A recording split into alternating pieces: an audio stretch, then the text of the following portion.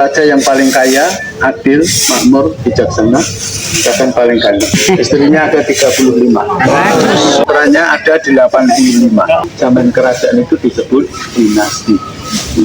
Kalau sekarang kan bukan dinasti.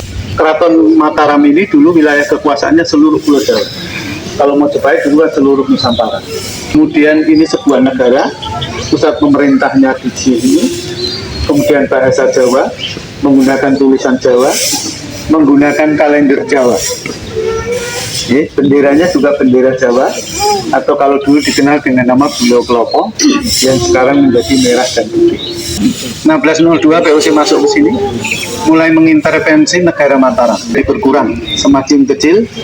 Terakhir Mataram itu yang sekarang Bapak Ibu kenal, kota-kota di Jawa ini, yang nomor polisinya berawal AA, AB, AD, AE, AG, diapresiasi dengan kedudukan khusus yaitu daerah istimewa.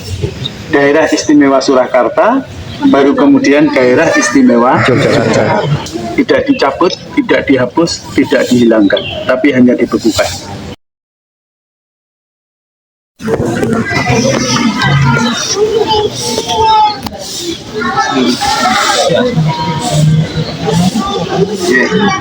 Enak yang nyeker jalannya.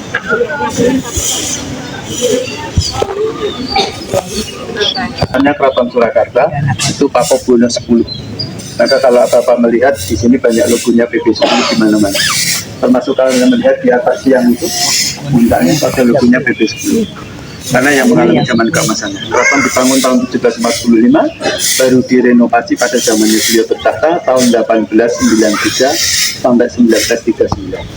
Raja yang paling kaya, adil, makmur, bijaksana, bahkan paling ganteng. Karena istrinya paling banyak. Istrinya ada 35. Makanya tadi saya katakan sekarang hanya 35, putranya ada 85. Tapi yang mengalami zaman keemasannya, Raja zaman dulu rata-rata memiliki istri yang banyak. Seperti Brawijaya itu putranya sampai 100. Ya, karena apa? Karena nanti anaknya itu setelah dewasa lahir, ya dewasa, kemudian setelah besar dia akan diberikan kedudukan di bupati-bupati di daerah kekuasaan. Sehingga harus butuh anak banyak. Ini cara untuk melanggengkan kekuasaannya biar aman. Itulah makanya kalau waktu itu zaman kerajaan itu disebut dinasti. Kalau sekarang kan bukan dinasti. Sekarang demokrasi. Sekarang demokrasi. Oleh karena itu, kalau Bapak dan Ibu melihat bupati-bupati di kota Anda yang di Pulau Jawa khususnya, yang menjadi kekuasaan Mataram, itu dulu pasti bupatinya namanya bupatinya dari keraton semua. Itu karena kedudukan ini. Keraton Mataram ini dulu wilayah kekuasaannya seluruh Pulau Jawa. Kalau Majapahit dulu kan seluruh Nusantara. Mataram seluruh Pulau Jawa. Kemudian ini sebuah negara, pusat pemerintahnya di sini. Kemudian bahasa Jawa, menggunakan tulisan Jawa, menggunakan kalender Jawa. Benderanya juga bendera Jawa, atau kalau dulu dikenal dengan nama Bulau Klopo, yang sekarang menjadi merah dan putih. Itulah bendera Mataram. Kemudian kita flashback lagi, ada anak-anak sekolah, waktu kita belajar di sekolahan, POC masuk ke tanah Jawa tahun berapa? 1908. Ya? 1908 anak-anak sekolah 1602 POC masuk ke sini, mulai mengintervensi negara Mataram. Dia menjajah, ingin menguasai negara Mataram. Maka sebagian dijajah dan dikuasai oleh POC. Maka ada banyak perkebunan-perkebunan di tanah Jawa ini. Itu hasilnya dari POC. Kemudian bumi Mataram menjadi berkurang, semakin kecil. Terakhir Mataram itu yang sekarang Bapak Ibu kenal, kota-kota di Jawa ini, yang nomor polisinya berawalan huruf A. Ini terakhir. Boleh bisa disebutkan, Bu? AD.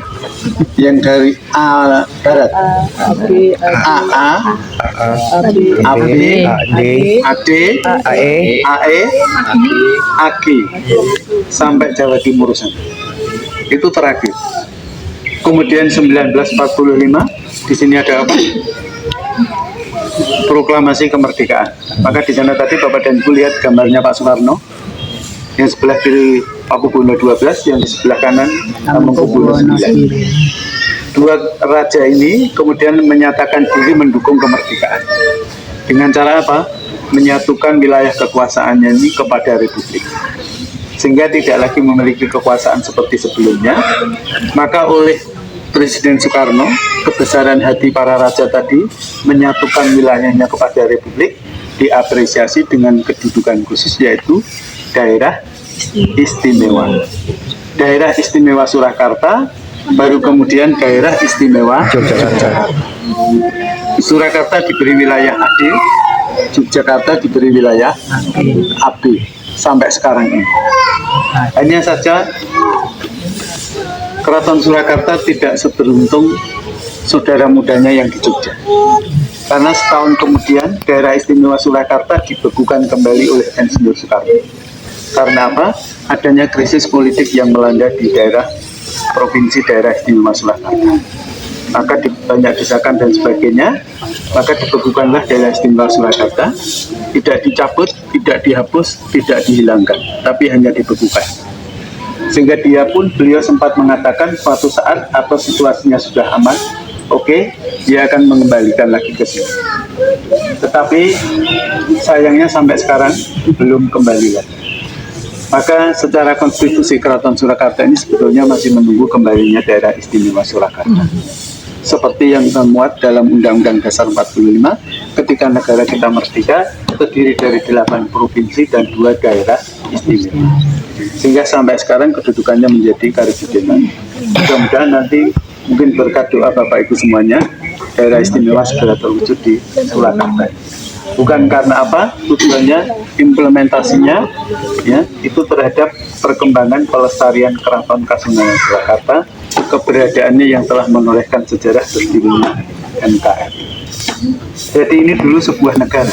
Kalau beliau tadi Mangkubuwono 9 dan Pakubuwono 12 saat itu tidak menggabungkan wilayah kekuasaannya kepada republik, Bapak dan Ibu ke sini semua harus pakai paspor. Jadi bukan bagian dari Indonesia. Jadi itulah sejarah. Oleh karena itu Bapak dan Ibu, sampai sekarang keraton masih mengharapkan, dan saat ini raja tidak seperti yang ada di Jogja. Kalau di sini hanya mengemban melestarikan budaya Jawa, di Jogja di samping itu juga memiliki kekuasaan pemerintahan. Sultan di samping sebagai raja juga gubernur seumur hidup, tidak pakai pilkada. Itu kekuasaan yang diberikan. Surakarta semestinya juga seperti itu. Ya, karena berbeda. Ternyata kepentingan itu banyak sekali. Dari dulu setiap penguasa itu memiliki kepentingan politik. Jadi Bapak dan Ibu masuk ke keraton tidak boleh memakai alas kaki. Ini juga bagian dari adat yang harus kita jaga. Kalau dulu semuanya tidak boleh pakai sepatu maupun sandal. Sekarang sandal sudah diizinkan. Bahkan dulu jalannya dari sana sampai ke sana harus jalan dodok. Kalau sekarang masih diterapkan, mungkinkah Ibu Bapak sampai ke sana jalan dodok? Maka ada istilah not zaman kelakon, mengikuti perkembangan zaman. Sehingga sekarang sudah dibolehkan berjalan dengan berdiri, sepatu sudah boleh dipakai karena masih lebih beradab daripada sandal. Sehingga sandal sampai sekarang belum boleh dipakai. Orang berjalan tanpa menggunakan alas kaki pasti akan lebih berhati-hati daripada orang yang berjalan dengan menggunakan alas kaki. Karena itu masih menggunakan rasa, perasaan, dan sebagainya. Jadi kalau orang itu dimanapun berada, senantiasa mengedepankan rasa dan perasaan, itu pasti kita akan bisa membawa diri. Kalau orang bisa membawa diri, dimanapun engkau berada, pasti akan selamat. Itulah filosofi. Pasirnya ini diambil dari Laut Selatan, tepatnya dari pantai Parangkusumo. Parangkusumo, Yogyakarta sebelum pantai Parangkusumo. Kemudian sebagian diambil dari tempatnya Mbah Marujan. Pasti tahu semua kalau Mbah Marujan. Dari Gunung Merapi. Jadi ada pasir laut, ada pasir gunung. Yang lautnya kalau orang mengatakan asam itu di mana? Asam di gunung, ya. Garam yang di laut, ya. Ketemunya di mana? Di warteg. Ya, di tempayan, di belanga. Ya. Ini menjadi enak, menjadi harmoni. Ini sebagai simbol demikian.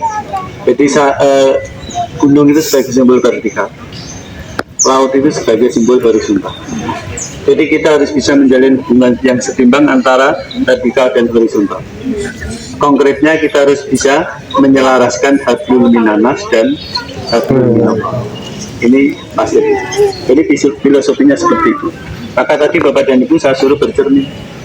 Kalau Anda perhatikan di setiap depan pintu keraton, ya, itu mesti selalu ada cermin.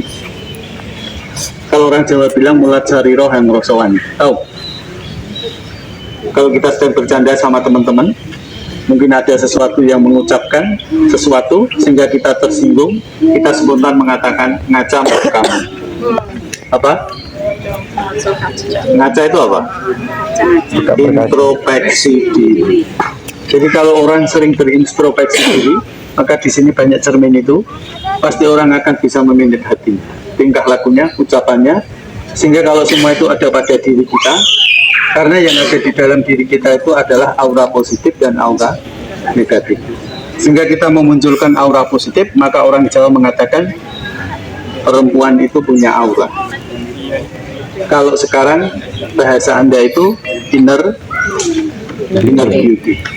Jadi kalau seseorang bisa berintrospeksi terus, insya Allah kita akan bisa memunculkan aura positif sehingga kita memiliki namanya inner beauty atau kecantikan diri. Berbeda dengan glowing, maaf. Kalau glowing mungkin karena skincare. Jadi bisa beli skincare pasti glowing. Tapi perbedaan yang menyolok di situ, ketika Anda tidak mandi 1 hari, skincare akan kelihatan. Tapi kalau inner beauty, tidak mandi 2-3 hari tetap cantik. Itu bedanya. Sehingga monggo kita harapkan kita selalu senang terbiasa. Setelah masuk keraton ini Anda